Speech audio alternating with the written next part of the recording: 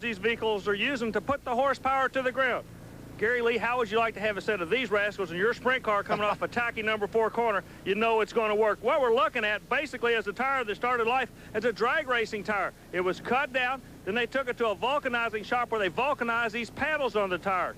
These are called scoops or panels, and they can really stick the horsepower to the track. And as you know, Gary Lee, no matter how much horsepower you make, if you can't get it to stick, it's just not going to work for you. And we'll see who gets that horsepower to the mud when we return to Bayou George.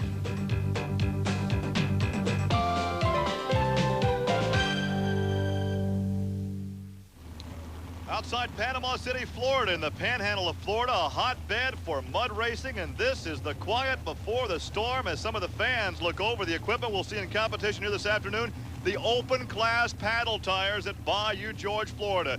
This is a bring your own bottle type of party, as in nitrous oxide bottle, and this really ups the horsepower on these 500 cubic inch engines. How fast can we get through or over the mud?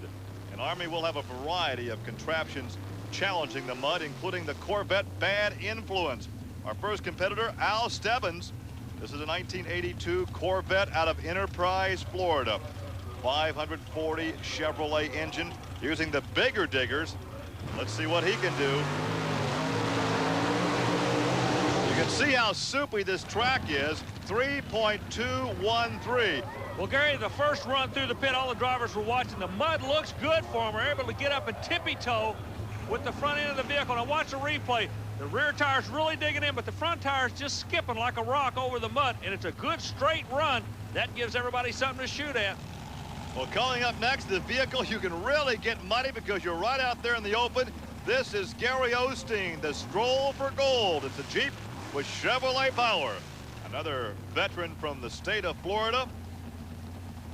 Time to beat 3.213.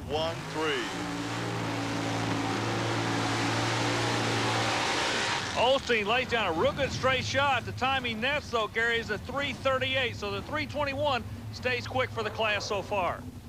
Well, these drivers say they can have good mud and bad mud. Now, I don't know whether this is good or bad, but it certainly is soupy. This is what, there you go. They would call this a soupy type mud.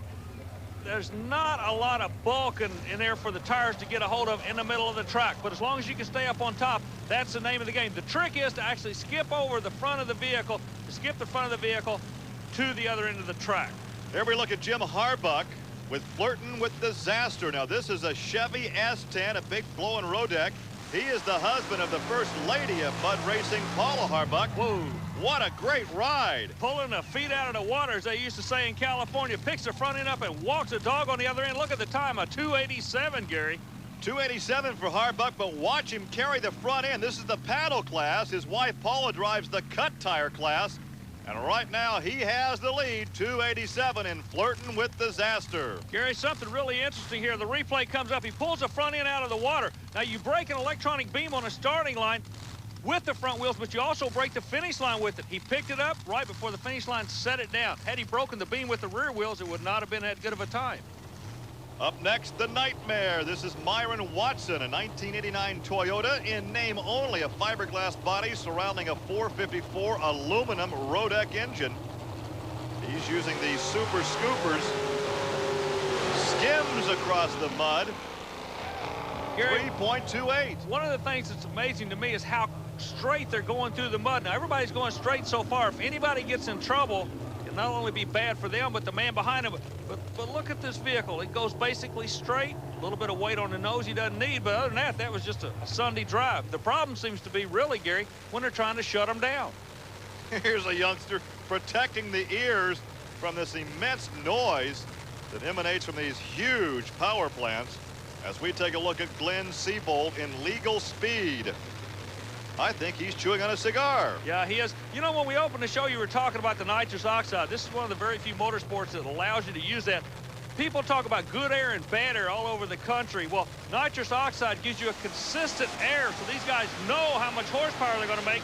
Look at that. He had a cylinder going away on the right side of the engine and still laid down almost a 2-second shot. Well, I'll tell you what, he nails that hammer and almost inhales that cigar. A good ride for Glenn Seabold in his Chevy Blazer. Now, you talk about the drivers going straight. He gets in trouble right there at the very end of the run. Yeah, he gets a little bit out of shape. one cylinder goes away. Boy, that camera on the end of the track's really getting us some super shots today, isn't it, Gary? A good crowd on hand here at Bayou George outside Panama City, Florida for this national championship event. Steve DeLue comes up next out of Holland, Michigan, famous for the tulips in Holland, but this is Bodacious. Bodacious, a 1923 Ford fiberglass body. It runs like a rocket, Gary. Chevrolet power, look at that. The new time to beat, top time at 2.834 for Steve DeLue.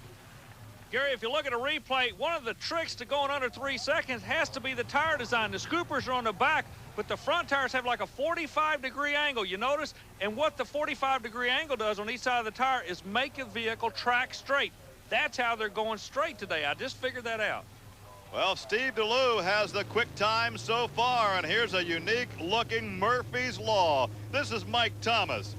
The Chevy Corvette 512 cubic inches out of Grovetown, Georgia. Mike's kind of an interesting young man. There are two vehicles running under the Thomas banner. His dad, a world record holder in this sport, and believe me, this kid is not afraid of anything. Look at that. Oh, and he gets in trouble late. Hang on. Back and he takes a ride. And may have lost a power plant right there as well at 2.888. That is third quick time, but he's done some damage to that car. What's amazing is they're going through the pit straight, but as soon as they back on the throttle, that's when the problems happen. Look at him sawing the steering wheel. Yeah. Okay, now it starts to drift a little bit, hooks into the side. Now he's working, but the nitrous is still on at this point. See, watch what happens when it settles back down. Bang. Boom, right there.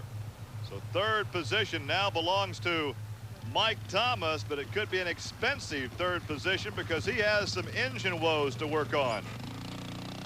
Well, he and the crew are going back in the pit area. I said his father will be coming out a little bit later. They'll be passing some information back and forth, Gary. Well, Steve DeLue is your leader thus far in Bodacious. Jim Harbuck second with Flirting with Disaster. You've just seen Mike Thomas in Murphy's Law. A whole lot more mud coming your way from Panama City, Florida. Stay with us.